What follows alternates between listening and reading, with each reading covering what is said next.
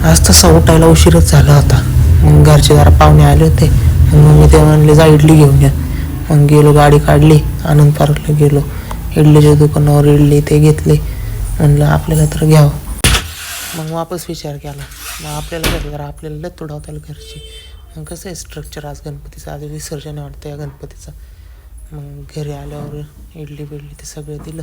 इडली जशी दिली तशी घरच्यांनी वापस उठावला. म्हणले जा हॉस्पिटल उघडं आहे का बघून ये. म्हणलं आपल्याला काय तेवढं.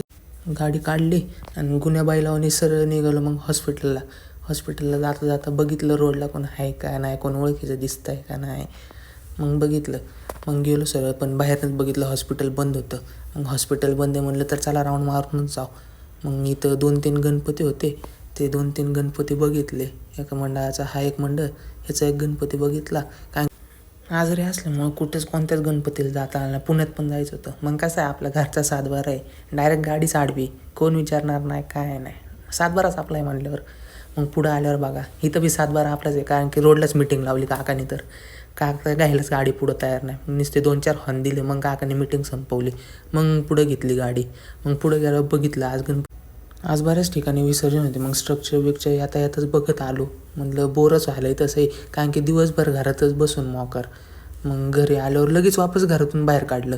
म्हणले जा हॉस्पिटलला जाऊन ये, तुझं इंजेक्शन बाकी. मग तसंच भावाने गाडी काढली आणि भावासोबत वापस हॉस्पिटलला. आमचे बंधू जसे कसे आज जरा थकले होते. रात्रभर फिरून फिरून सकाळी येऊन 4:30ला गडी झोपला होता. मग तरी परेशान करत हॉस्पिटलला न्यालाच भावाला शेवटी. मग